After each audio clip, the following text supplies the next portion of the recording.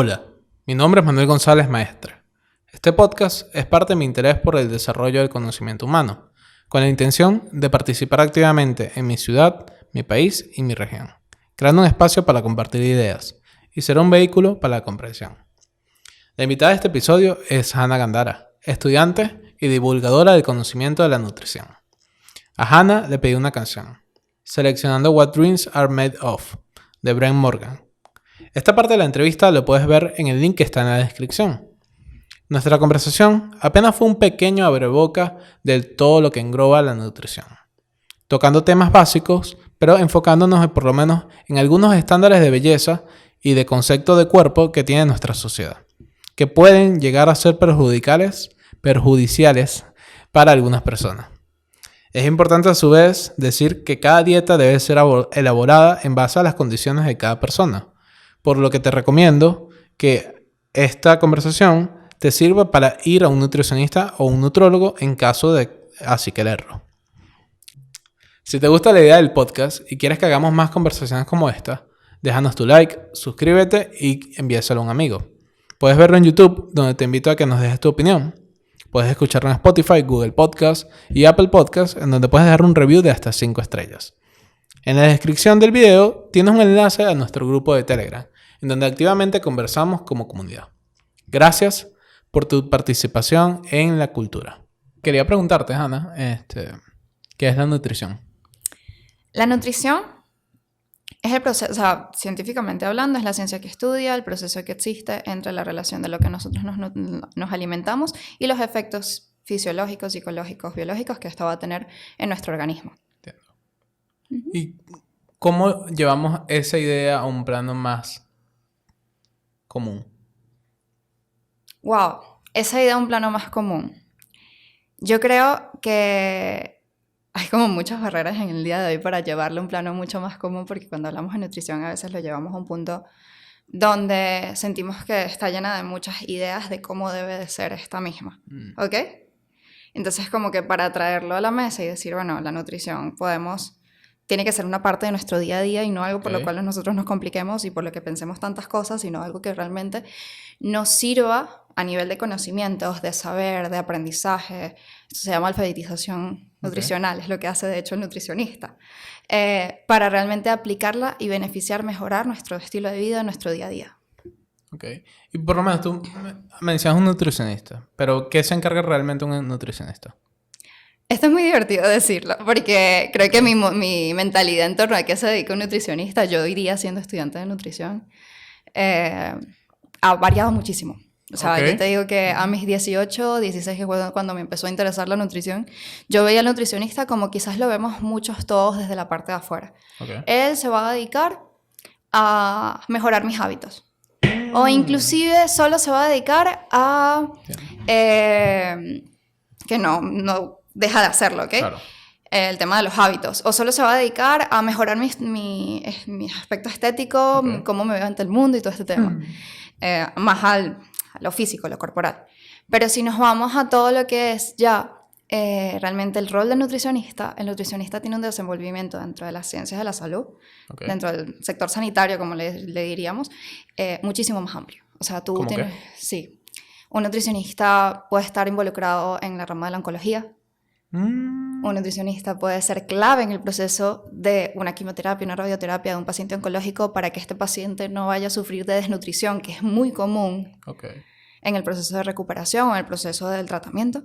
Luego vas a tener nutricionistas que van a estar involucrados en el área digestivo, con patologías pueden ser muy variadas, como es la enfermedad de Crohn, condiciones como es la celiaquía, como es las intolerancias, como también hay múltiples enfermedades del sistema digestivo en el que el rol del nutricionista es clave realmente para que esa persona pueda adaptarse a su condición o pueda transitar estas enfermedades.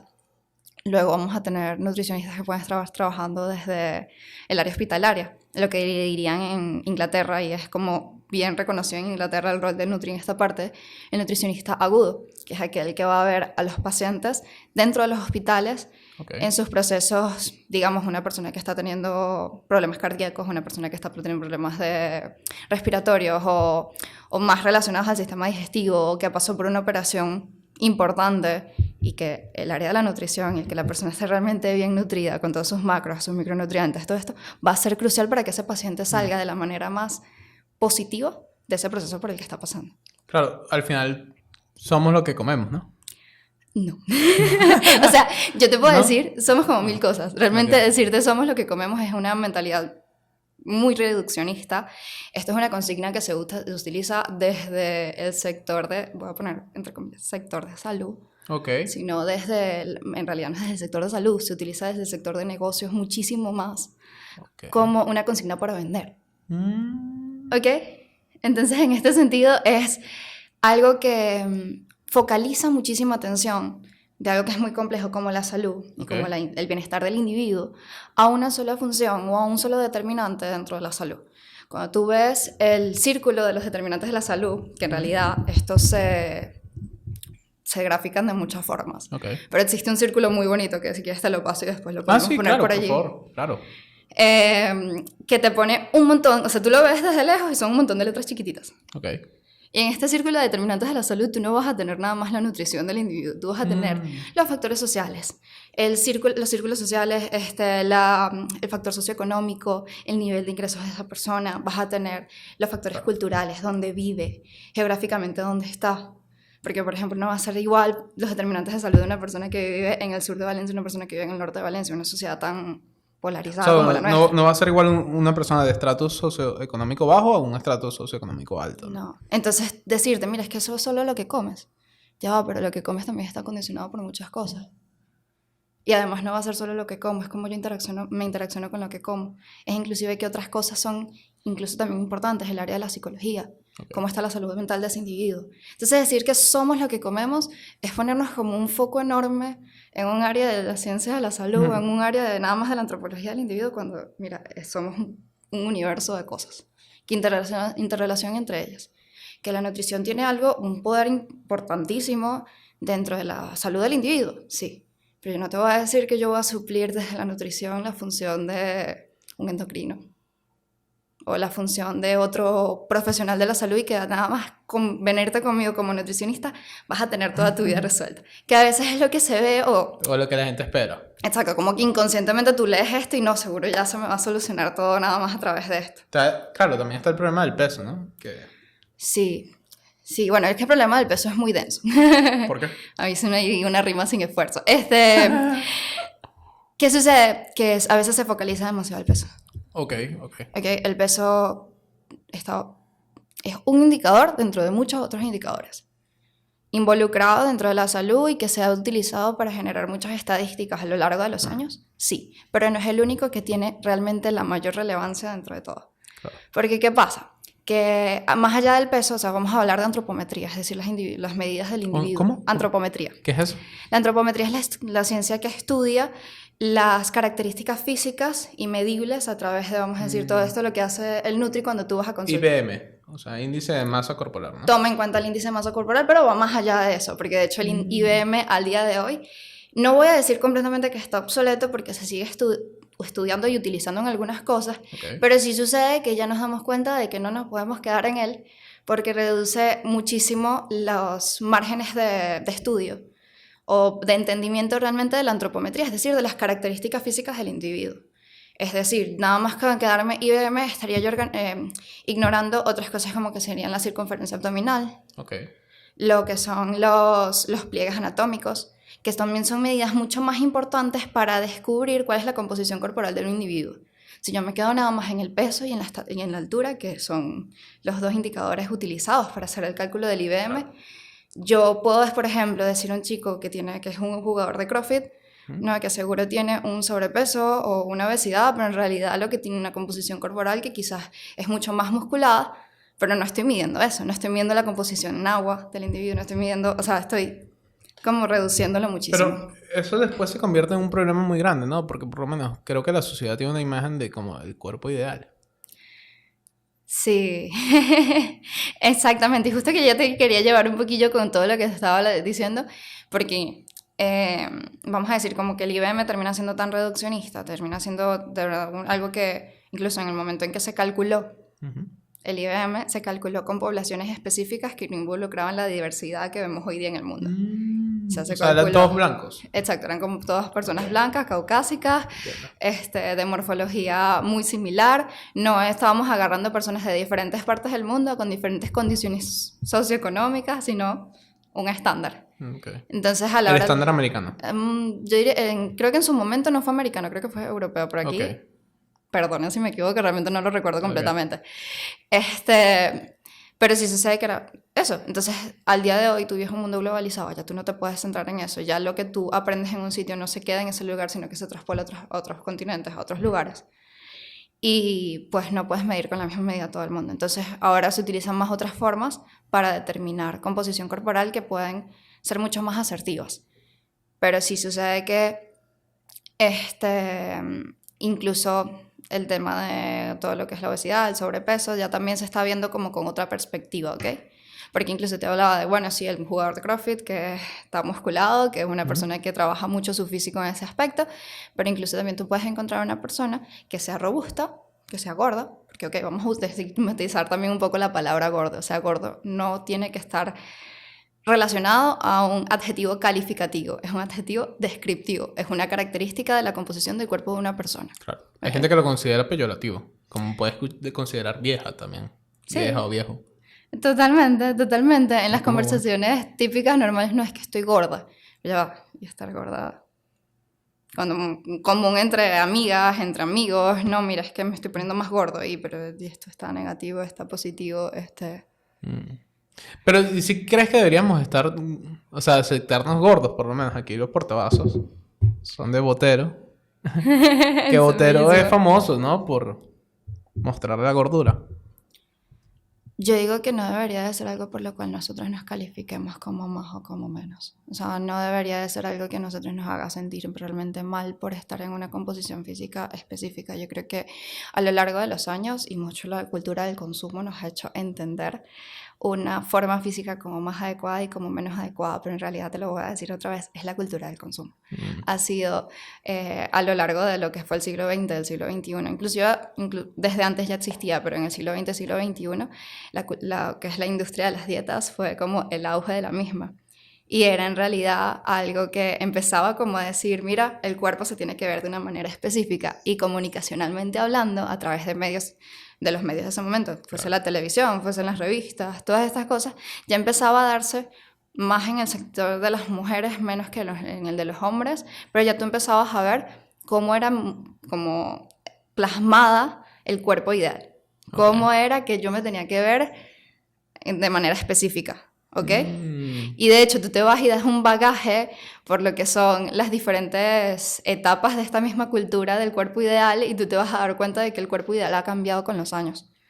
O sea, que desde lo que era en el siglo XX, lo que era en la época de Marilyn Monroe, era una mujer con caderas, un poquito más robusta, un poquito más así, y con todas sus curvas, luego pasamos a otras épocas donde la mujer tiene que ser más delgada, tiene que tener una cintura muy, muy delgadita, luego te vas a otras épocas como ya serían los 90, estoy haciendo un salto enorme, pero esto también son cosas, son hasta videos que ahorita abundan encuentras por YouTube, donde la mujer tenía que ser muy, muy delgadita, donde de repente el pantalón se llevaba a las caderas y tenías que ver la forma del huesito de las caderas, la cresta ilíaca. Okay. Tenías que verla así, súper marcadita. Okay. O de repente ya vas cambiando y inclusive ni siquiera nada más comunicacionalmente a nivel de los años ha variado, sino que también tú te vas a diferentes zonas geográficas y la mujer tiene que ser diferente.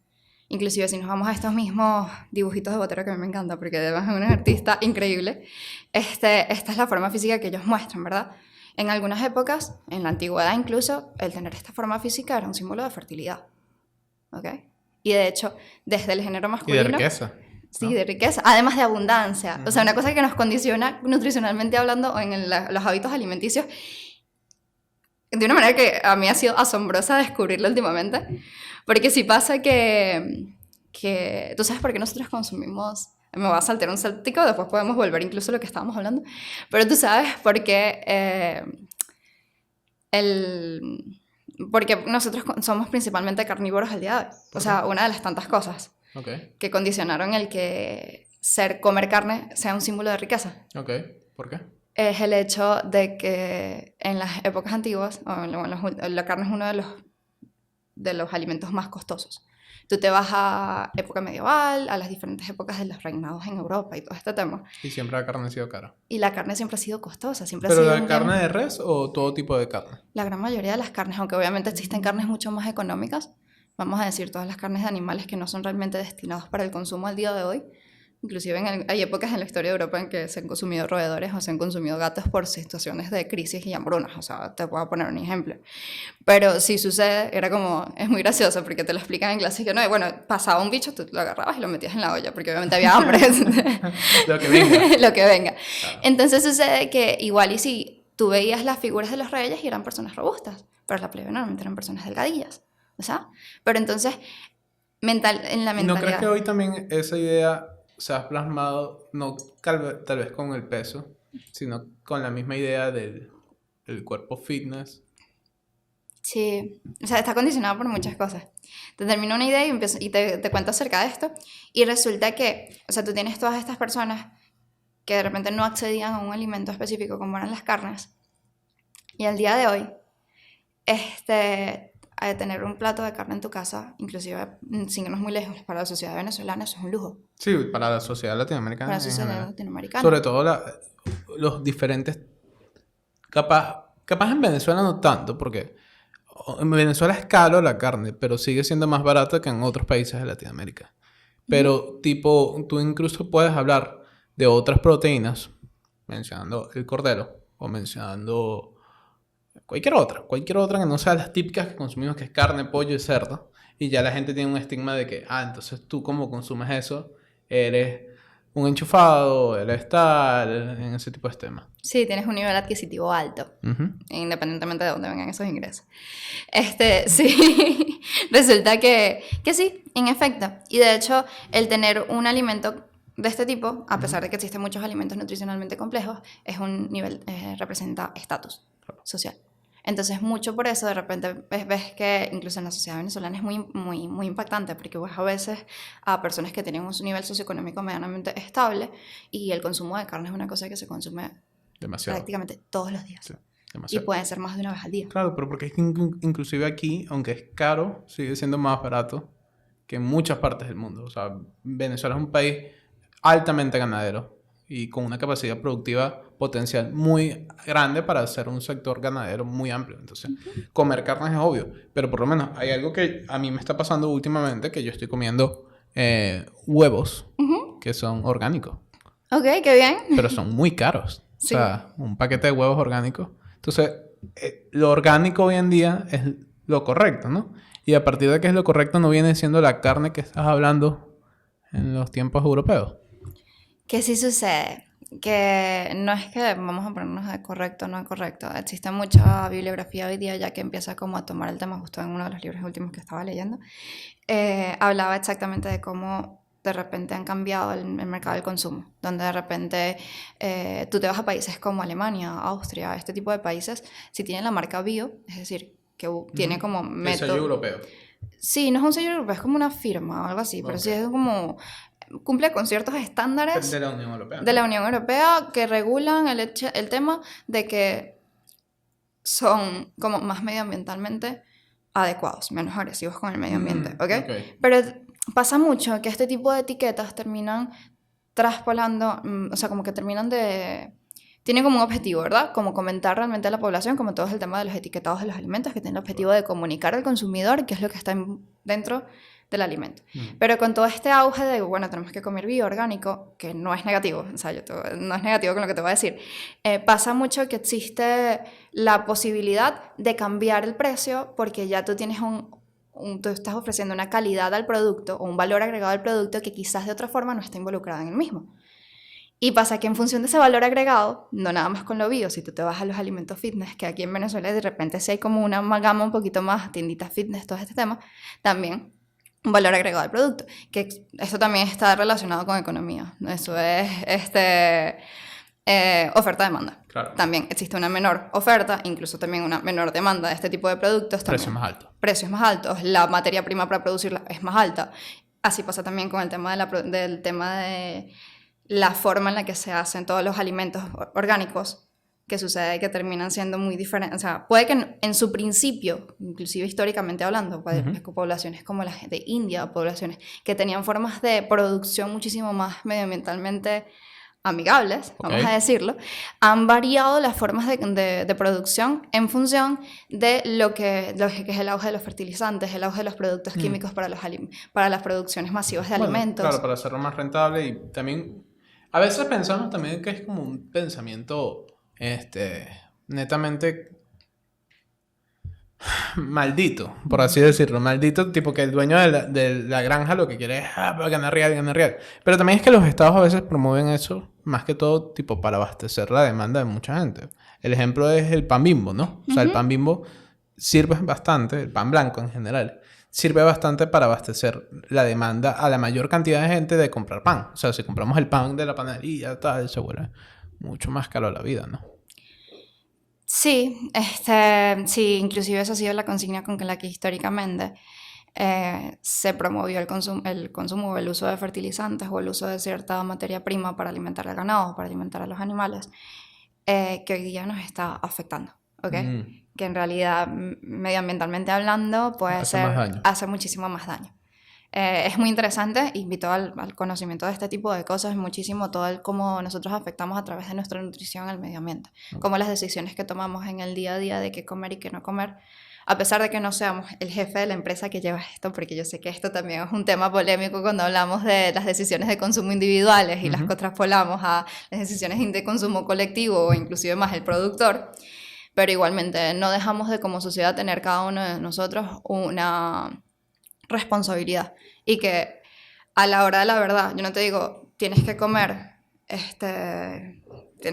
todo bio, orgánico, no, pero con la idea de que tú, por ejemplo, reduciendo tu consumo de carnes, aumentando con tu consumo de vegetales, modificando un poco las formas en las que consumes las cosas, puedes realmente generar un impacto positivo, porque a la hora de la verdad el que mueve al productor es el consumidor. Claro.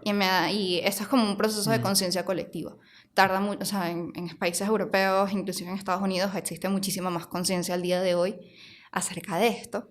Y poco a poco como que estamos disparando a que ya haya más entendimiento de no solo cómo nos afectamos al medio ambiente, sino cómo no nos estamos afectando un poco a nosotros. ¿Cómo sustituimos esas carnes en el plato? Entendemos que las carnes son proteína, ¿ok?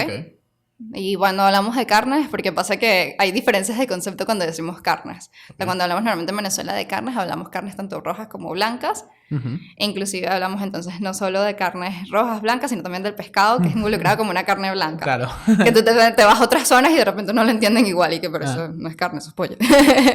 Pero es que, bueno, por lo menos el pescado se consume relativamente poco. Sí. O sea, en Venezuela, incluso que tenemos el Caribe, que es el Caribe, y es un gran productor de pescado, no consumimos tanto pescado.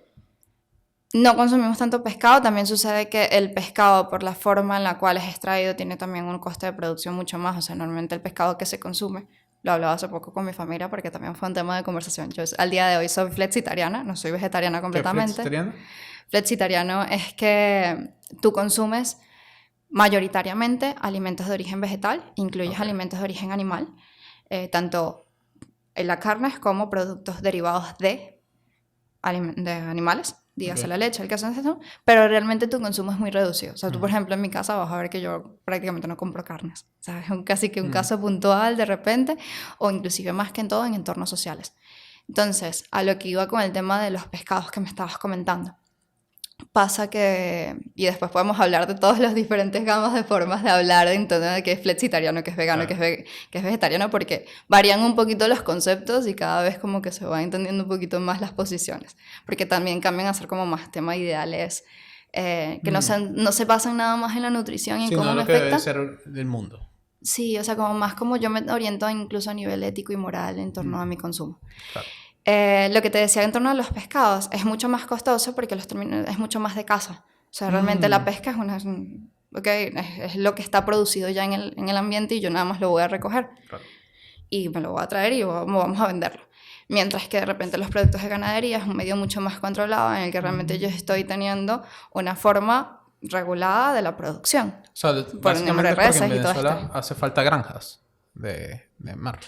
de mar, existen en otras partes del mundo el tema de lo que son las piscifactorías. No te sabría decir exactamente si es que... Bueno, en Galicia es muy famoso por eso, ¿no? O sea, tú ves el que está entre Vigo y Pontevedra. La ría de Vigo. Ajá. Sí, la ría de Vigo que tiene muchas... Se me fue el nombre. No es el Miño, pero se me fue el nombre. Pero bueno, tú ves básicamente todas las pescaderos, ¿no? O sea, sí, que dentro tienen las bases de producción de todo lo que son los moluscos. Ahorita no recuerdo un nombre específico de ellos. En realidad no es pescado, es una forma de mariscos que ellos producen exactamente en esas pirámides. Ostras. Sí, ostras. Entonces, pasa que... perdí un poquito el hilo. Los pescados. Los pescados. Entonces es mucho más costoso aquí. Pero no nada más me tengo que ir al pescado. Hay otras fuentes de origen animal, no animal, sino vegetal de proteínas. Eso es lo que permite que una persona lleve una dieta vegetariana o incluso vegana. Es el hecho de que los granos que abundan en Venezuela, inclusive lenteja, caraotas, no te diré garbanzos porque quizás tienen un coste más, no es tan consumo común de aquí de Venezuela en específico, pero sí, lentejas, caraotas, hay ciertos tipos de arvejas que son comunes aquí, caraotas de diferentes colores, las alubias no son tan comunes acá, pero en unos que otras especies de repente puedes conseguir, son alimentos de origen vegetal que te ofrecen esas proteínas que también puedes de repente consigues también en los animales, pero puedes conseguirlas también en esto. Claro. Que existe también, importante recordar, que hay un término que se llama complementariedad alimenticia, en la que yo de repente, puede que no, vamos a decir, las proteínas están formadas por aminoácidos. Y estos aminoácidos, existen unos aminoácidos que van a ser aminoácidos esenciales.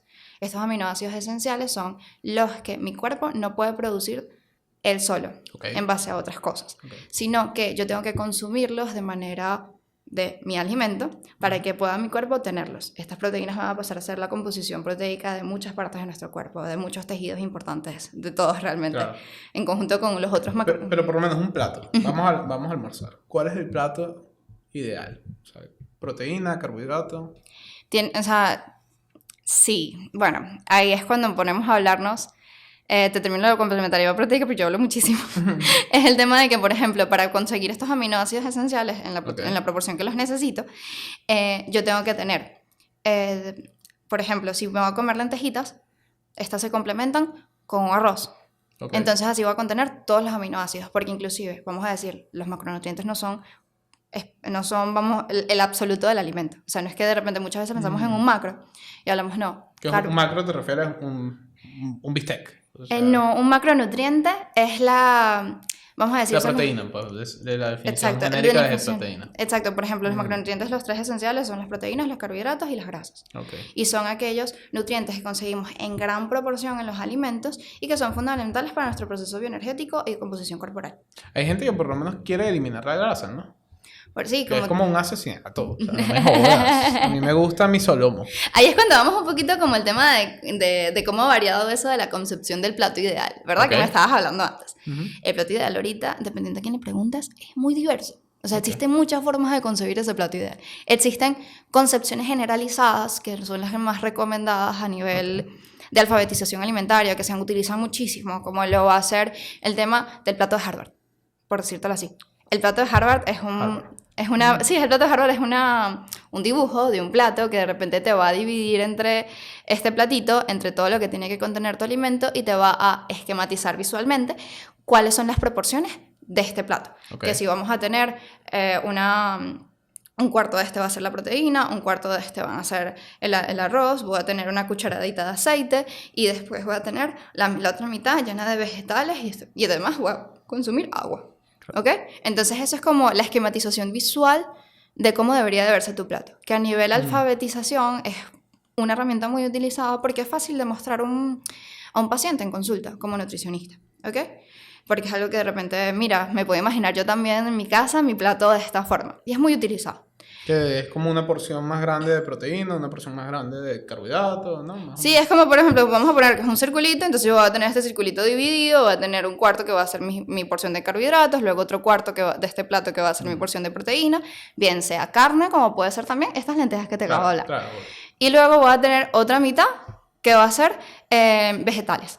Y puedo tener una cucharadita, un circulito de las grasas saludables, grasas no voy a decir saludable, pero después podemos hablar un poquito de qué es uno, qué es saludable, qué no es saludable, que hay tela marinera de lo que se puede contar. Pero de las grasas más nutritivas, recomendadas de repente como el aceite de oliva, o entre otros. Pero por lo menos, volviendo al salmón, porque esto es un tema importante para mí. Yo ahorita pasé un tiempo sustancial sin comer solomo, como 4 o 5 meses. Y cuando lo comí fue... o sea, la abstinencia y después el consumo de la droga, de la grasa. Fue, literalmente sentí una energía por 5 o 6 horas, así, absurda. Entonces, yo por lo menos sé que es malo consumir ese tipo de grasas en exceso. Entonces, ahora lo que estoy es tratando de consumir solo una vez a la semana. Ok, bueno, yo lo que te quiero, primero y antes de poder continuar con esto, yo quiero hacer un comentario importante, porque ya cuando hablamos de casos personales e individualizados tenemos que tener muy en cuenta que nosotros no somos una sola cosa, y como que muchas veces escuchamos en este tipo de espacios que sirven de divulgación y para hacer entender a las personas diferentes ideas sobre temas importantes, en este caso de la nutrición, que son cosas que se traspolan directamente a nosotros. Entonces de repente lo que yo te puedo decir a ti ahorita, no es una regla aplicable para nadie, o sea, es para mí. Exacto, puede ser para ti, e inclusive yo aquí diciéndote algo que puede ser aplicable para ti, también puedes estar pecando, porque yo aquí no te estoy haciendo una consulta nutricional completa. Bastante vaga, pues. Este momento es bastante vago. Entonces, yo que te puedo recomendar, y que son recomendaciones genéricas que todos deberíamos en alguna medida intentar aplicar, es buscar la variabilidad. Bueno, y básicamente ir a un nutricionista. Pero una pregunta importante es: ¿por qué ir a un nutricionista y no a un nutrólogo? Bueno, en realidad yo no te voy a descalificar ninguna de las dos, porque el nutriólogo a nivel de, vamos a hablar de nivel venezolano, porque esto dependiendo de dónde veas, el nutrólogo, nutricionista y todo esto, cambia el término. O sea, como, por ejemplo, tú te vas a México y el nutrólogo es el nutricionista para nosotros. ¿En serio? El licenciado. No el médico que hizo posgrado en nutrición. Ok. A mí, personalmente, yo creo que ambos están cualificados, pero sí sucede que uno tiene una inclinación profesional muchísimo más hacia el área médica y otra persona tiene una inclinación profesional muchísimo más hacia el área de la nutrición en sí misma. Entonces, tienen desenvolvimientos profesionales similares, pero sí pasa que hay ciertos márgenes que no se pueden, como que no puedes tomar posiciones. Por ejemplo, el nutriólogo no va a tener tanto conocimiento como el nutricionista en toda la parte de la industria alimentaria. Y hablándote nada más de la base académica de la que viene, independientemente cada quien puede generarse una formación en estas áreas, pero la base académica no es la misma. O sea, el nutricionista desde su desempeño, y no lo comenté ahorita cuando te hablaba de los desempeños, está el área industrial. O sea, dentro de empresas, el deber ser dentro de muchas industrias dentro de la industria alimentaria debería de ser que dentro de la, vamos a decir, como el formulado de los productos alimenticios de estas mismas, esté el rol del nutricionista involucrado. También está el del tecnólogo de alimentos, que es otra carrera que quizás aquí en Venezuela no se escucha mucho. No sé ni qué es. Échale ¿Qué es eso? El tecnólogo de alimentos es el que estudia la ciencia de los alimentos y es el que realmente estudia como los procesos industriales para la producción. Entiendo. E inclusive no industriales, también los procesos a nivel de agricultor, a nivel de todo esto. Que al final también puede ser alguien que tipo ponga el sello, tipo esto está bien para producir. Para eso existen, no sé si a nivel venezolano, porque lastimosamente no es en el entorno en el que me desenvuelvo, pero por ejemplo en Europa existen formas de que tú te certificas para ser el que aprueba a nivel industrial o de producción los mecanismos por los cuales se está produciendo. Y puede ser a partir de un tecnólogo, ¿no? Puede ser a partir de un tecnólogo si tiene los sellos correspondientes a nivel de jurisdicción. Por lo menos, eso es importante. Ahorita, obviamente, estamos en un tiempo, estamos en agosto, finales de agosto, inicios de septiembre ya casi. Y bueno, tengo entendido que tú vives en España, eres de aquí, pero estás viviendo en España estudiando. Pero algo que sí es importante, y como ya que estamos hablando del tema económico y de la alimentación, ahorita con el tema de la guerra en Ucrania, los precios de la comida han aumentado muchísimo, ¿no? Sí, ha aumentado muchísimo y ha aumentado muchísimo precisamente porque ahorita la economía mundial en realidad es una economía que lanza la globalización. Existen áreas o países que tienen una dedicación específica mucho más hacia ciertas áreas de consumo. Entonces, de repente hay países específicos como Ucrania, que de repente el tema de los cereales es muy, muy importante. El trigo. El trigo, en específico. Entonces, estos son productos de consumo de muchos otros países. Y que de repente, nosotros cuando hablamos de esto, no solo hablamos del trigo, sino que estamos hablando del precio del trigo. Claro. En sí mismo. Entonces, de repente, es mucho más económico por las manos de obras. Y estos son también temas que tienen que tocar mucho la alimentación, que indirectamente la nutrición, pero la nutrición es más el tema orgánico, pero la alimentación del individuo, y es el hecho de que de repente todos estos eran antes exportados a otros países de Europa, claro, porque el precio es mucho más accesible, pero también hay muchos otros países que tienen el poder productivo del mismo. Bueno, por lo menos el gran trigo que se produce entre Rusia y Ucrania está destinado a los países árabes, ¿no? Bueno, ahí sí tú me comiste porque de repente yo estoy más en contexto europeo, sé que es muy utilizado dentro de Europa también, pero claro, no sabía exactamente qué es esto. Es el sitio más cercano. Ciertamente. Es el sitio más cercano de donde está. De hecho, podríamos ahorita, si quieres ver el mapa. Sí, bueno, lo tienes allí. No. No, pero este es el mapa del Caribe. Del Caribe. Sí, déjame prender esto y te muestro. Y vamos a... Claro, entonces por lo menos, aquí lo ves. Estamos aquí. Este es el mundo, obviamente. Pero aquí precisamente, esto es Rusia y aquí está Ucrania. Entonces, el proceso del trigo, también el trigo es un tema que se da por temas de clima, ¿no? De temporada, sí. Pero precisamente de clima, porque no en todas partes del mundo puedes producir trigo. Entonces, el trigo en gran mayoría se produce en países fríos. Okay. O sea, tú no puedes producir mucho trigo en Venezuela. De hecho, por eso es que en Venezuela y en Latinoamérica y en todas estas partes... La harina de trigo es tan cara. La harina de trigo es cara y también por eso es que producimos el maíz. O sea, aquí nosotros involucramos más el maíz que el propio trigo. En otras partes, como son regiones más altas, sí pueden producir pequeñas cantidades de trigo para abastecer. Pero en general tú necesitas zonas frías y que tengan suficiente llanura. Entonces, por eso, Argentina es un gran productor de trigo. De hecho, mucho trigo que se produce en Argentina está destinado al abastecimiento de todo el mundo. Pero precisamente, volvemos aquí. Obviamente Ucrania y Rusia son zonas frías y con muchas llanuras, como suele ser toda Europa. Y que inclusive eso ha condicionado históricamente el tema del consumo del trigo en Europa. Porque al día de hoy no son tan áridas o tan frías como lo eran antes, pero tú te vas a toda la cultura del pan. Más sobre allá de la pasta y todo este tema, no en el Mediterráneo, no, en los países nórdicos. Los países nórdicos, Alemania, Austria, las diversidades de pan, cultura de pan específicamente hablando, porque es como un ente del Estado. Es un pan más suave, ¿no? Sí, no, hay sus variedades. Hay sus variedades que son con granos, hay otras que son... El pan de África, que es el que menos trigo tiene, es un pan con menos agua y más duro y más seco, como es el pan árabe. Sí, como el pampita. Inclusive los métodos de producción, en el momento en que se sucede el tema de cómo viene el pampita venía porque era como el primer pan que leudaba, pero realmente no leuda muchísimo. Y la forma en la que se empezó a hacer eran unos tambores con la harina, y ellos se cocinaban encima de unos hornos que no eran el horno cóncavo que nosotros tenemos donde metemos las cosas, sino que eran unas superficies calientes donde se cocinaba encima.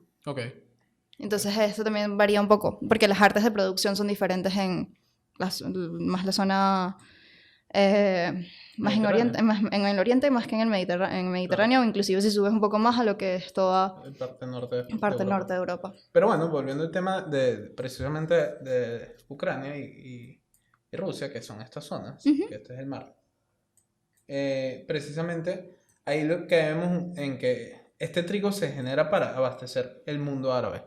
Entonces, por lo menos, no sé si te das cuenta, pero es tipo los talibanes pidiendo un cese de la guerra.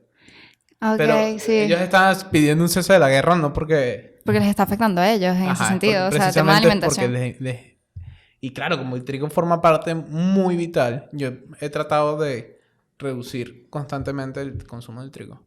Pero al final el trigo siento que en la cultura española es como básica, ¿no? O sea, ya me imagino. Y no solo la española. O sea, también tiene que ver como un patrón todo el tema de la religión y de donde de repente se tomó... O sea, de allí nace realmente que el trigo, o sea, el pan... No, primero nace la cultura y la religión lo incorpora, ¿no? La religión lo incorpora, entonces que el tema de que esté en la religión también clave para decir de dónde viene la cultura de que nosotros consumamos tanto pan. Pero también, además de la cultura, la normalización y el día a día que existe el pan en nuestro plato y en nuestra casa es, discúlpame, pero yo no tengo que eliminar ningún grupo alimenticio.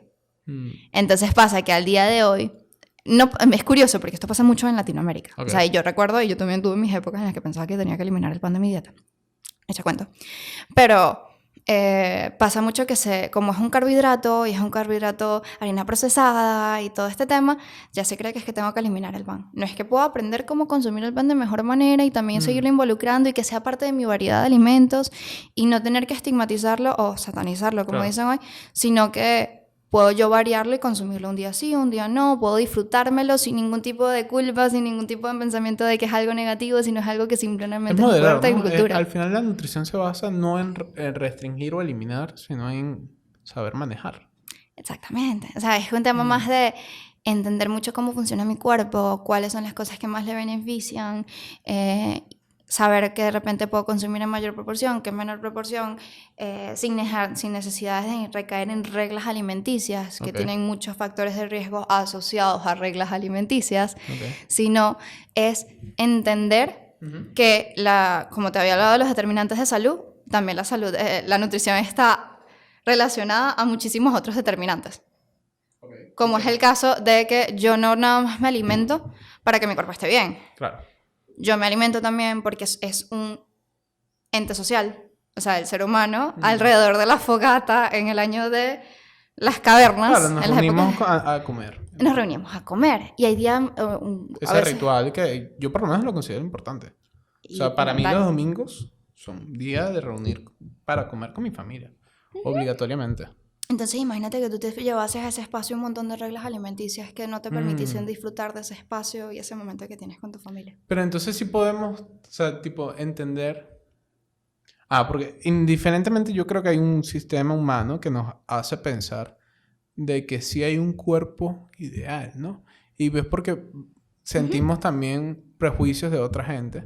Entonces, la pregunta es, ¿tenemos que conformarnos con ser dibujo de botero? O hacer ejercicio y mejorar la comida para tener un cuerpo que por lo menos uno se sienta aceptable con él. Ahí está la cosa. Y es que tú estás hablando de hacer cambios en tu alimentación por un cuerpo. Entonces yo te digo, lastimosamente esta es la idea con la que muchos realmente se motivan en una primera instancia a trabajar en su nutrición, en su alimentación, en sus hábitos del día a día. Y a veces esto es errado porque existen condicionantes que pueden condicionar a que nuestro cuerpo sea de una u otra forma y no van a ser negativos. Hoy día existen, y gracias a Dios existe un movimiento que yo aplaudo muchísimo en el tema del basamento científico que tiene, que es el HAES, Health at Every Size. Que desde los Estados Unidos y desde los Estados Unidos inclusive ya existen referentes a nivel de Latinoamérica, como podríamos buscar Raquel Lobatón, o inclusive venezolanas que hablan de nutrición intuitiva y salud en todas las tallas. A nivel europeo, en España, como serían Estefanía Fernández o Victoria Lozada. Vicky es en redes Nutrition is the New Black. Nada más con el nombre te digo ya un poquito ahí. Y Estefi Activa, a Raquel la pueden conseguir así, que son referentes de este movimiento que empiezan a entender que la nutrición no tiene que ir nada más basada o attached to how my body is more like this. O sea, claro, no tiene que ir. Pero está mal entonces que el primer acercamiento de la gente sea a lo que es correcto en la nutrición sea a través de los estigmas sociales. Yo no diría que está mal porque de repente si tú caes en un buen profesional que no te va a focalizar esto y esto no va a ser el objetivo fundamental de su consulta nutricional, o el del coach nutricional o el del otro profesional que ni siquiera se sacó un titulito de 3 semanas, 3 meses, que de repente tú puedes tener un poquito de factor de duda de si tienes suficiente conocimiento como para manejar tu salud. Pero cuando hablamos de nutrición no es que estás manejando la nutrición, no, estás manejando tu salud. Claro. Entonces sucede que muchas veces, en función de la modificación de cuerpo, terminamos siendo más como una empresa, una industria muy grande, que es la industria de las dietas. Que lo que operaciones. O de las... Bueno. Yo ahorita veo un boom en mi círculo social bastante, voy a decir preocupante. Preocupante es una buena palabra. De gente que se está haciendo operaciones de balones gástricos. Y a mí me preocupa porque sé de casos dentro de mi círculo social que han sufrido cosas. O sea, tipo, se complica la operación, Entonces, bueno, hay gente que estuvo muy cerca de la muerte en los últimos meses. Y de verdad, he escuchado este año varias gente que opta por operarse en vez de otros medios, ¿no? Pero es que terminan siendo muchos casos, y no voy a decir en lo general de los casos, vamos a hablar siempre, existen matices para todo, pero terminan siendo en muchos casos medidas de emergencia, ¿sabes? Como cuando ya no encuentras otra forma, porque ya realmente no te sientes bien en tu cuerpo, porque la sociedad te ha enseñado a no sentirte bien en tu cuerpo. Entonces esta es la medida para solucionarlo mucho más rápido, porque eso es una de las premisas que tienen muchos de los... mucho más rápido, es mucho más veloz. Inclusive dependiendo de la perspectiva o de a quién le preguntes, algunas personas pueden decir que incluso es muy agresivo para con el individuo. Y que muchas veces este tipo de operaciones además no hay un nutricionista implicado en el proceso pre y post de este tipo de intervenciones quirúrgicas. Entonces, allí no estás teniendo realmente, o no hay una valoración psicológica que realmente entienda cuál es la motivación de la modificación corporal que desea la persona. Entonces, entender que no es nada más el patrón estético, sino que puede ser también otros patrones los que motivan a las personas, una insatisfacción, que ya vamos a meternos a temas psicológicos, que no son mi área de estudio, pero normalmente están muy relacionados al tema de que la gente de repente desee cambiar su forma física. O sea, como que el mercado de consumo nos ha hecho entender que nuestro cuerpo es ideal de una forma, y a veces creemos que a través de ese cuerpo ideal vamos a solucionar las cosas que pasan en nuestra vida. Y muy alejado de la realidad.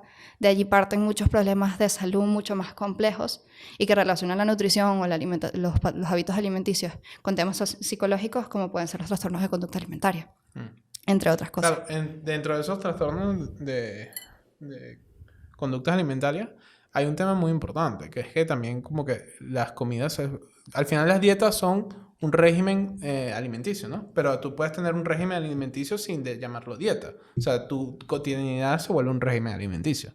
Pero en eso es también un poco preocupante, porque así como hay adicciones al café, a la cocaína, tal, también hay una adicción a comer cierto tipo de comidas, ¿no? O consumir una droga en específica que por lo menos yo hasta me podría considerar un poquito dependiente, o lo he logrado reducir, pero sí reconozco que es algo que no normalmente tengo relación con él, que es el azúcar. Y yo ahí te voy a hacer una invitación a entender, existen ya estudios que hablan sobre esto, pero a entender que el tema de relacionar un alimento con algo como una obsesividad o como un patrón obsesivo está más relacionado a mecanismos psicológicos que realmente al alimento en sí. O sea, muchas veces hablamos de que el azúcar es adictiva, pero en realidad son los mecanismos psicológicos que activamos a través del consumo continuo. La dopamina. Exacto, como dopamina, mecanismos hormonales que nos ayudan a sentir cierta sensación de placer, de bienestar, de estabilidad a través de este alimento. O sea, no es el alimento adictivo. Tú no puedes comparar como tal una droga. Soy yo, pues, ¿no? No, ni siquiera que tú eres el adicto, porque es que no eres adicto. O sea, simplemente... Soy adicto al reward. Exacto, como al sentimiento o a la sensación que te genera. Y no es como adicto. O sea, yo decir adicción a veces es como... Es otra forma que muchas veces desde la divulgación la utilizan como para estigmatizar también un alimento. Y es muy heavy porque cuando tú hablas, pues aquí están escuchando algunas personas, esto puede también afectar a la concepción del alimento y el consumo que van a tener del mismo. Entonces a lo que voy es que existen unos mecanismos que relacionamos con ciertos alimentos específicos. Por ejemplo, puede que ser que para ti sea el azúcar, puede ser que otra persona, a través del placer que siente en un momento de ansiedad, esa es la estrategia que tiene en este momento para canalizar este momento de ansiedad, canalizar este momento psicológicamente difícil para esa persona. Pero el problema no está en el alimento ni en el consumo del alimento. Si tú buscas una restricción de este alimento, puedes estar generando muchísimo más daño que canalizándolo a través de que esta persona entienda otras estrategias que le puedan hacer canalizar estas emociones o estas sensaciones. Entonces ahí ya no es el trabajo nada más del nutri, sino también de un psicólogo. Ahí es cuando hablamos de multidisciplinariedad. Esta palabra es como complicada de decir. Multidisciplinariedad en el sector de la salud. Claro. Que es como unos esfuerzos. Que cada uno tiene su motivo y que cada uno tiene su beneficio buscarlo, ¿no? Pero por lo menos, sí, yo antes consumía más azúcar. Y pienso que también hay un límite, tipo, deberíamos poner un límite tal vez, ¿no? En el consumo de ciertas cosas. Yo diría... Que bueno, volvemos a lo que estábamos hablando, o sea, de llevar un consumo más moderado dentro de la nutrición, ¿no? Adaptar. Sí, lo que pasa cuando hablamos muchas veces del consumo moderado es que al día de hoy, como existen tantas reglas en torno a la alimentación, termina a veces siendo como es que yo me voy a poner una metriculadamente cuánto voy a comer cuáles días, cómo los voy a comer tales días, y dependiendo de la persona esto puede llevar muchos problemas, ¿ok? Claro. Entonces, si no es algo que se ve con normalidad, desde el escuchar también las necesidades del cuerpo, desde entender verdaderamente cómo se siente mi cuerpo con diferentes alimentos, claro, la oportunidad que no tiene todo el mundo de tener acceso a estos alimentos, que eso también es un tema bastante denso, y entender que en realidad es un proceso de decisiones del día a día, porque el alimento es algo que está por lo mínimo 3 veces al día, o inclusive 2, dependiendo de las condiciones de la persona. Entonces, va a suceder que sí, puedo entender, por ejemplo, qué me hace, pero a veces no es nada más que yo entienda lo que me están diciendo sobre que de repente el azúcar en exceso no es positiva, sino es también, pero ¿por qué de repente a mí no me está sentando también? ¿Cómo me siento de repente si como muchísimo de esto? Como entonces de repente no es algo que te vas a privar. Si de repente hay un momento en el que tú estás compartiendo tú con tu familia, están comiendo el pastel de la torta de cumpleaños, mira, por favor, no dejes de comer ese pastel porque ese pastel es divinísimo.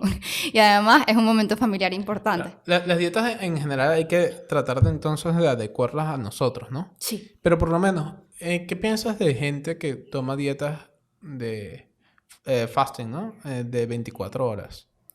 De ayuno, ¿no? De ayuno de 24 horas. Yo, en lo personal, lo que puedo decir acerca de esto es que el problema como tal no es en realidad el método, la estructuración o la estructura que tú le tengas de la dieta, porque vamos a hablar de fasting, keto, todos estos temas son diferentes formas de estructurar el plan nutricional. El keto nunca logro entender bien qué es keto. Ok, keto sería esta dieta que se basa principalmente en alimentos de origen de las grasas, como un macronutriente esencial, entonces de repente... O sea, también comer solo carne.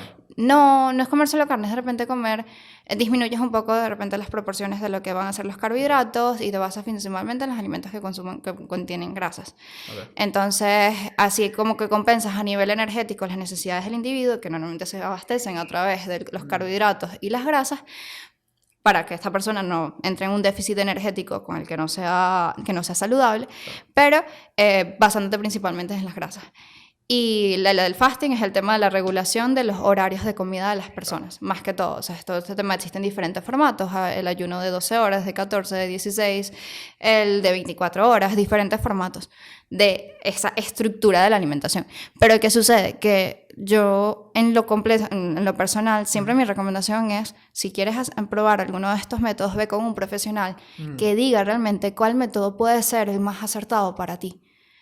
Porque si existen ventajas, desventajas que ves de repente en uno, que ves de repente en otro, pero desde el nivel externo como persona que de repente tiene una vida que está dedicada a otras áreas del conocimiento, de repente puedes estar olvidando ciertas cosas que también son fundamentales y que pudiesen hacerte un perjuicio a tu salud. Porque en las redes sociales la información abunda.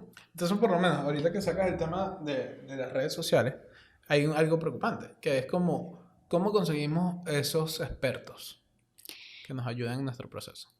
Bueno, aquí este tema es... Sobre todo con la nutrición, que por lo que veo no es una ciencia tan regulada, ¿no? Al final. Sí, o sea, y muchísimo menos aquí en el entorno latinoamericano, inclusive en los Estados Unidos también. Capaz porque es algo muy nuevo. Sí, también es muy nuevo, de hecho en muchos países. En España se da desde hace muy poco como carrera universitaria, antes era solo un técnico. Y eso es un país de primer mundo, si vamos a ponernos en la zona. Entonces te vas para acá, para países latinoamericanos que en realidad tienen la figura del dietista nutricionista desde hace muchísimos años, en donde incluso está dentro de la sanidad pública muchísimo más, como países como Argentina, donde ellos tienen hasta internados rotatorios, así como el médico. O te vas de repente ¿Cómo funciona? O sea, que vas viendo diferentes áreas de las ciencias de la salud donde puedes estar involucrada tu rol como nutricionista. Entonces, de repente vas entendiendo gastrología, oncología, y entonces vas viendo cómo puedes estar involucrado dentro de un centro médico o centro de salud, este tema.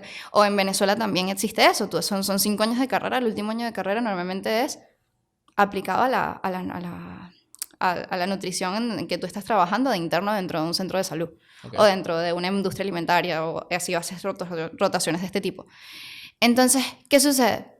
Que académicamente hablando no se puede comparar la formación que se le da regulada por una academia, vuelvo y repito, como son las universidades, a una persona que hace un grado de nutrición y dietética que en Venezuela se dan desde hace muchísimos años, antes nada más con el nombre de dietista, porque tengo una tía que se graduó de dietista por ahí por 1950, échale cuento. Sí, y hoy día es más nutricionista, es la licenciatura en nutrición humana y dietética, con una persona que te hace un curso quizás de 3 meses. O sea, el pensum académico de una universidad está regulado por muchos factores. Claro. Con sus variantes, a veces hay ciertas cosas que también pueden estar obsoletas, otras que pueden estar acertadas, pero las bases están allí. O sea, tú tienes un aprendizaje sobre fisiología, fisiopatología, anatomía, biología celular, bioquímica, metabolismo, regulación metabólica, que son cosas que yo, porque estoy en la carrera ahorita, y te digo, para aprenderlas a veces incluso se te hace corto el tiempo que estás teniendo en clases. Entonces tú me vas a decir que una persona con 3 meses de un curso o esto puede tener nociones, sí, buenísimo. Puede tener mucha voluntad para aprender, también buenísimo. Y súper respetado el tema de que una persona tenga la voluntad autodidacta. Pero resulta que para que ese pensum académico se dé como se da en una universidad, a diferencia quizás en un tema de un curso donde es mucho más reducido y mucho menos el tiempo que tienes para dedicarle a esto, lo que te están dando en clases son teorías que han pasado por una regulación muy, muy exhaustiva. O sea, para que te digan de repente que la teoría no sé, del tema de los macronutrientes ha pasado muchísimos años hasta entender que, mira, comprobado que esto sí es así. O sea, hoy día se hablan de muchas cosas, muchas veces dentro de la industria de las dietas. Te sacan un nuevo estudio que habla sobre esto. Y esto es lo que está fundamentando la venta de un producto específico. Claro. Y que no tiene las revisiones pertinentes. O sea, por ejemplo, para yo poder... Hay estudios que fundamenten ese argumento. Exacto, puede haber un estudio. Pero un estudio es insuficiente. No, y lo correcto es ver quién hace ese estudio, ¿no? También. O quién lo financia. Porque por lo menos uno lo puede ver tipo en el mundo de bebidas energéticas. O sea, Gatorade financia estudios que dicen que beber Gatorade es bueno. Exactamente. Pero no.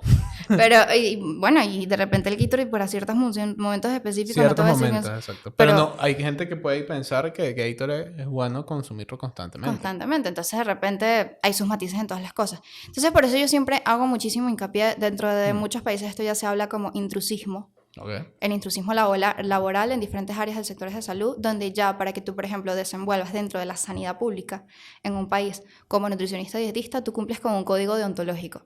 Okay. Existen ciertas figuras, en España es muy común, lamento que siempre salga un poquito de esto porque de repente a veces no tengo conocimiento, de los colegios profesionales de dietistas nutricionistas. Okay. Inclusive, si tú quieres verte, porque yo entiendo que también el medio principal para conocer acerca de un nutricionista o un dietista va a ser a través de los medios digitales como Instagram, TikTok, ¿no? Las dietas de TikTok. ¿Cómo llamamos las dietas de TikTok de una forma regulada? Para saber verdaderamente si la persona que está detrás tiene algún nivel de conocimiento, tiene un número de colegiado.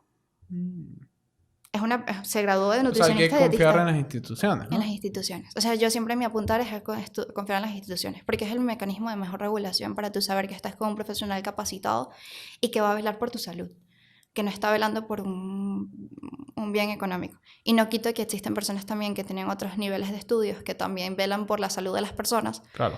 Pero hay una cosa que es muy grave, muy delicada, que es la salud. Yo no soy tan pro en regulaciones, pero sí siento que por lo menos el tema de la salud sí debe tener más regulaciones que cualquier otro sistema, ¿no? Entonces, bueno, obviamente porque hay un tema más delicado y es por eso que valoramos tanto a los médicos, ¿no?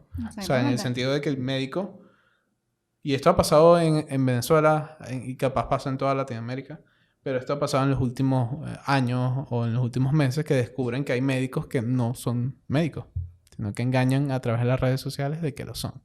Entonces, capaz un nutricionista con 3 meses de un estudio ya puede decir, mira, yo sí soy nutricionista, que me dedico a esto. Pero también está un tema de cómo confiamos en estas redes sociales donde tú te describes a ti mismo con una descripción tan vaga como nutricionista. Entonces, claro, dice nutricionista, pero no dice en qué universidad, cuánto tiempo. Por eso es que los números de colegiados son tan importantes. Por ejemplo, a nivel de otros países es el número por el cual tú puedes identificar que realmente esta persona es un profesional sanitario. Tú haces la consulta en el colegio nutricional, en el colegio de profesionales dietistas nutricionistas de una comunidad autónoma en España, dígase la Comunidad Autónoma de Madrid, y vas y consultas por el número de colegiado de esta persona y ellos te pueden certificar si la persona está colegiada o no está colegiada. Entonces allí ya tú tienes una pipa para decir es o no es. ¿Y no hay un ente internacional? Actualmente no. O sea, no que yo reconozca.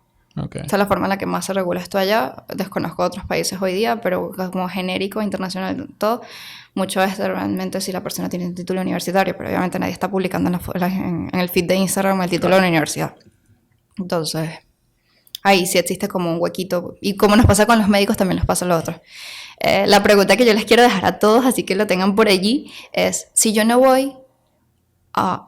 iría a un médico que no tenga el título de médico y haya pasado por sus 6 años de carrera y su año de internado, ¿por qué voy a ir a un nutricionista dietista que también está tratando mi salud, que no está titulado, que no tiene su grado universitario? También estamos tratando la salud. Y como se puede perjudicar a través de una receta médica, también se puede perjudicar a través de una dieta o un esquema dietético que no esté adecuado al individuo y que de repente puede tener otros fines, como puede ser el económico. Y bueno, ya para ir cerrando, sí hablamos mucho tipo de la cultura de consumo, pero cómo llevar una vida desde la nutrición que involucre menor consumo de cosas dañinas. Yo creo, aquí vamos a hablar un poquito de que no existe, desde mi perspectiva, y como hablamos de determinantes de salud, no existe una alimentación saludable y no saludable. Existen alimentos más nutritivos, menos nutritivos. Yo invito siempre a que las personas se informen, que busquen de los medios más adecuados para informarse, pero que también entiendan mucho que esto, primero, puede estar canalizado como un profesional, segundo, puede estar también, la invitación principalmente es a que involucren también mucho el proceso consigo mismos. O sea, que no sea un tema de restricciones, sino sea un tema de probar, de intentar, de buscar diversidad en sus alimentos, de alimentarse, buscar fuentes vegetales, muchísimas más frutas, más vegetales. Pero no olvidemos, y con esta reflexión quiero hacer como un inciso bastante importante, que va a ser una reflexión personal que les voy a compartir. Es una cosa que me mueve muchísimo por dentro. En algún momento yo también pensé que yo podía hablar de una alimentación saludable y no saludable. Yo hablé de un alimento bueno y un alimento malo. Pero yo no involucraba allí dentro el tema de la accesibilidad que yo tengo al alimento. Claro. Que yo como persona puedo tener un nivel económico o unos privilegios que me puedan permitir tener una gama de alimentos en mi nevera muy amplia, pero que puede que yo vaya a un sitio, como me sucedió hace muchos años, que tuve la oportunidad de estar en una comunidad de bajos recursos, en la ciudad de Puerto Cabello, haciendo medidas antropométricas en un colegio a niños allí y dar una charla sobre alimentación y nutrición, que eran niños que quizás cuando llegaban a casa no tenían nada que comer, o que iban a solo al colegio a poder comer ciertas cosas en específico, ¿ok? Entonces, en ese momento yo sentía que me las estaba comiendo porque les estaba hablando sobre alimentación saludable, que existen marcos genéricos para hablar que es saludable, que no es tan saludable, que es nutritivo, que no es tan nutritivo, ¿ok? Pero ¿qué sí sucede? Que esos niños quizás se fueron esa noche a casa y le preguntaron a mamá, me dieron esto me explicaron que esto es saludable y que esto no es saludable en el colegio, pero esa mami quizás con todo el esfuerzo del mundo le había llevado a ese niño esa noche una chupeta. Y yo pensarme a mí para adentro, y esta concepción lo logré a través de los años, que quizás esa chupeta en ese momento era lo más saludable que ese niño tenía, porque pudo haber sido un medio de placer y de alegría en esa casa, increíble. Pero quizás por eso que yo le había dicho a ese nené, de que quizás es mejor la manzana, la banana, el mango, no sé qué, que la chupetica, que no se deben ser los medios de comer. Y quizás eso principalmente pues... Sí, bueno, la regla primero es comer, ¿no? Exactamente, porque por ejemplo yo puedo tener una hamburguesa ahorita y yo tengo acceso a muchos alimentos y quizás no va a ser lo más nutritivo para mí para comer hoy día al mediodía después que acabemos la conversación del podcast. Pero quizás una persona que no tiene accesibilidad a los nutrientes, a los alimentos, ese día consiguió esa hamburguesa. Y realmente va a ser lo más nutritivo que esa persona va a poder consumir. Y psicológicamente hablando, como cuando hablábamos del niño, quizás esa pudo haber sido la mejor alegría que pudo haber tenido en su día. Entonces, esto es mucho más denso de decirlo. Yo lo dejo como una reflexión muy personal, porque realmente para mí hacer esa introspección y mirar para atrás con esta perspectiva me tomó mucho tiempo de entender muchas cosas, privilegios y demás cosas, pero que ayuda a entender que la alimentación no son negros y blancos, que existen muchos matices y que no es solo la accesibilidad, también es la felicidad que podemos tener a través de los alimentos, del compartir, de lo cultural. Por favor, no me nieguen nunca una arepa porque me la quiero comer siempre, ¿ok? Entonces, ahí hay una temilla. Bueno, una de las cosas que estoy haciendo en el podcast, y bueno, quiero hacer contigo, es regalarte un libro. ¡Ay, muchas gracias! ¡Qué lindo! Es un libro de arte, pero bueno, pienso que todos somos artistas, ¿no? ¡Ay, qué bonito! Lo más importante, ya para ir cerrando, puedes dar tus redes, donde podemos saber de ti, escucharte. Bueno, principalmente ya que ahorita no me estoy dedicando a la divulgación, porque he tomado un poco más el rol de aprendiz. Sí les comparto mis redes, ojalá en algún momento vuelvan a ser de divulgación nutricional. Hannah Gandara Katz, okay. Si quieres la damos en la descripción, porque es un poquito complejo el apellido y la cosa. No, está en la descripción. Asimismo, yo invito a seguir a la Federación de Dietistas Nutricionistas Universitarios. Okay. Que son hoy día la gente con la que yo estoy a punta de cañón, digamos así, que son la federación. Yo ahorita llevo la comunicación de vocalidad, la vocalidad de comunicaciones, todo el aspecto de redes sociales con ellos, y a través de nosotros pues pueden saber de profesionales que están colegiados, nutricionistas que tienen un nivel, que son los que nosotros llevamos a nuestros congresos, a nuestras ponencias, y los que les hacemos un poquito el espacio de voz para la nutrición desde la manera consciente y desde el conocimiento, desde lo que corresponde. Sí, bueno, al final pienso que la nutrición es algo que todos tenemos que involucrar de alguna forma u otra dentro de nuestras posibilidades, dentro de nuestro entorno, analizarlo y tratar de llevarlo para tener una vida más productiva y una vida más feliz, ¿no? Que al final es lo que todos queremos hacer, llevar una vida más feliz. Así es. Muchísimas gracias por esta oportunidad, un gusto y de verdad... Quería hacerte una pregunta más, una última, aquí para cerrar. ¿Cómo te ves a ti en 5 años y cómo ves a la nutrición? Okay. A final talk. I have to talk about what I want about or more in the... ¿Cómo te ves tú? Okay. Qué difícil. ¿Por qué me haces esto, Manuel? ¿Cómo me veo? Gracias a Dios me veo en ese momento ya graduada, dedicándome a la área de la nutrición.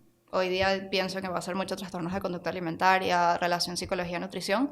Quizás esto varíe, digamos, todavía me falta tiempo de carrera. Y al mismo tiempo teniendo un impacto positivo en muchas personas, pero basándome en esas personas. Basándome realmente en lo que esas personas necesitan, mucho más allá de lo que a veces creemos que la gente necesita. Sino realmente teniendo involucrándome de forma integral en la salud de las personas. Involucrando todo lo que hablamos y teniendo un impacto y hablando mucho dentro de entornos donde pueda llegar estos mensajes que son tan importantes y a veces no llegan a personas que quizás no tienen el mismo acceso a la información o que quizás no han tenido la oportunidad de toparse con esto. Y mismo veo la nutrición como una nutrición muchísimo más incluyente. Una nutrición que no hable de cuerpos, que hable mucho más de salud, de que yo los cambios en mi nutrición que hago en el día de hoy no son para verme joven toda mi vida o para estar delgado, sino realmente para yo sentirme bien en mi día a día, sentirme con energías, para sentirme con ganas de hacer las cosas que tengo planteadas en mi día a día, para sentirme sana. Claro. Bueno, muchas gracias, de verdad. Gracias a ti.